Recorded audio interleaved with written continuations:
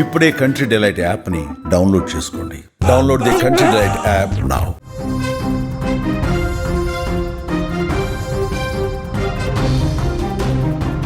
Big breaking news చూస్తున్నాం. హిమాచల్ ప్రదేశ్ పై ప్రకృతి కన్నెరి చేసినట్లుగానే కనిపిస్తుంది. భారీ వర్షాలకు హిమాచల్ ప్రదేశ్ మొత్తం అతలాకుతలమవుతోంది. సిరాజ్ అనే ప్రాంతంలో వరదలకు ఓ కుటుంబం బలైపోయింది. ఆ కుటుంబంలో మిగిలిన 11 నెలల చిన్నారి మిగిలినట్టుగా తెలుస్తోంది. భవనాలు శిథిలాల కింద చిన్నారి ఆచూకీ లభ్యమైంది. ఈ వరదల్లో పాప తల్లి, తండ్రి, నానమ్మ కూడా గల్లంతైనట్లుగా తెలుస్తోంది. చిన్నారి తండ్రి రమేష్ మృతదేహం అయితే లభ్యమైందని అధికారులు అంటున్నారు.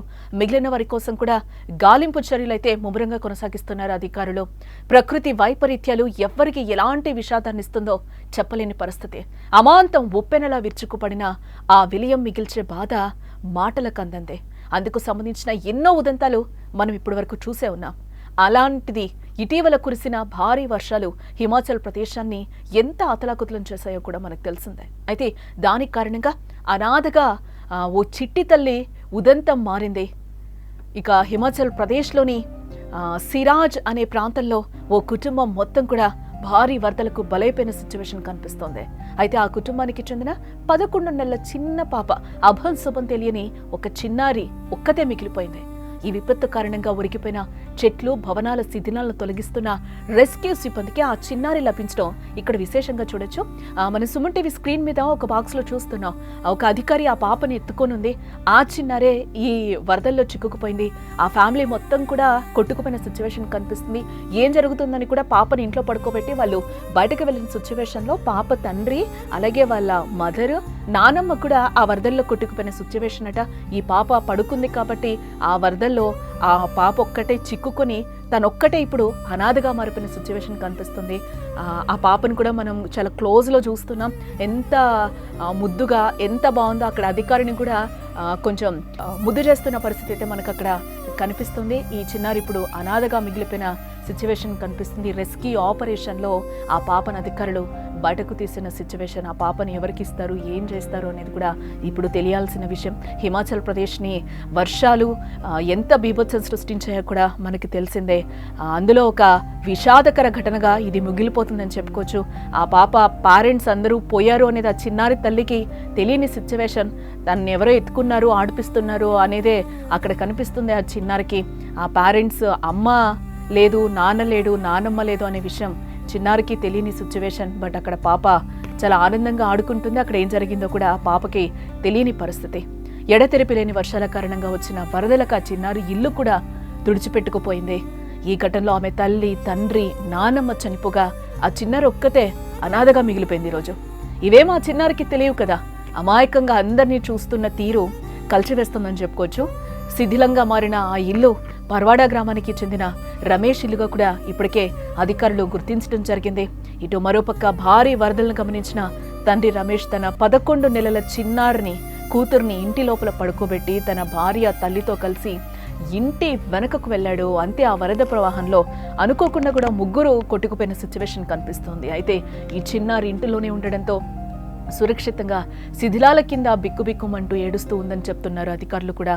ఆ చిన్నారి పేరు నిఖితగా గుర్తించారు. అయితే రెస్క్యూ సిబ్బంది ఆ చిన్నారి తండ్రి మృతదేహాన్ని కూడా వెలికి తీసినట్లుగా తెలుస్తోంది. కానీ తల్లి, అలాగే భార్య మృతదేహాలు అయితే ఇప్పటి వరకు కూడా కనిపించలేదు అని కూడా అధికారులు చెప్తున్నారు. అందుకోసం ముమ్మరంగా గాలించేందుకు కూడా రెస్క్యూ బృందాలు రంగంలోకి దిగినట్లుగా వెల్లడించారు అధికారులు.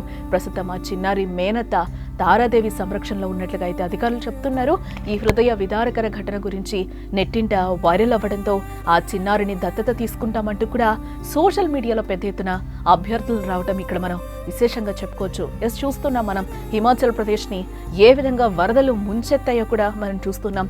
ఈ వరదలు ఎంతో విషాదాన్ని అయితే మిగిల్చిపోతూ ఉంటాయి. ఊర్లే కొట్టుకుపోతున్న సిచ్యువేషన్స్ కూడా మనకి చూస్తూనే ఉంటాం. అలాంటివి జరుగుతూనే ఉంటాయి. అలాంటి వాటిల్లో ఈరోజు చిన్నారి పాప కథ కూడా అలాంటి విషాదాంతంగానే ఈరోజు మనం చెప్పుకోవచ్చు. ఈ విషాదాంతంలో పేరెంట్స్ మొత్తం ఆ ఇల్లే కొట్టుకుపోయిన సిచ్యువేషన్ కనిపిస్తుంది. ఆ చిన్నారు ఒకటే ఈరోజు బతికిన సిచ్యువేషన్. తను మేనత్త సంరక్షణలో ప్రెజెంట్ ఉంది అని కూడా ఇప్పటివరకు ఉన్న సమాచారాన్ని అయితే బట్టి తెలుస్తుంది. ఆ చిన్నారికి తెలియదు కదా తను ఎక్కడుంది, ఏం చేస్తుంది అనేది కూడా. ఆ విధంగానే ఆనందంగానే ఆడుకుంటున్న పరిస్థితులు అయితే కనిపిస్తున్నాయి. ఆ చిన్నారికి అయితే ఇది తీవ్ర విషాదాన్ని మిగిల్చిందని చెప్పుకోవచ్చు. ఆ వీడియో కూడా కన్నీరు పెట్టిస్తుందని కూడా చెప్పుకోవచ్చు. హిమాచల్ ప్రదేశ్ వర్షాల్లో ఎంతో మందికి ఎన్నో విధాలుగా చాలా విషాదాలను మిగిల్చిన పరిస్థితులు అయితే కనిపిస్తున్నాయి. ప్రకృతి వైపరీత్యాలు ఎవ్వరికి ఎలాంటి విషాదాన్ని ఇస్తుందో కూడా చెప్పలేం. అమాంతం ఉప్పెనలా విరుచుకుపడే ఆ విలయం మిగిల్చే బాధ మాటలకు అందింది, వర్ణించలేనిదే. అందుకు సంబంధించి మనం ఎన్నో ఉదంతాలను చూస్తూ ఉంటాం. అలానే ఇటీవల కురిసిన భారీ వర్షాలు హిమాచల్ ప్రదేశాన్ని ఎంత అతలాకుతలం చేశాయో కూడా మనకు తెలిసిందే. అయితే దాని కారణంగా ఒక అనాథగా ఓ చిట్టి తల్లి ఉదంతం ఒకటి వెలుగులోకి వచ్చిన పరిస్థితి కనిపిస్తోంది.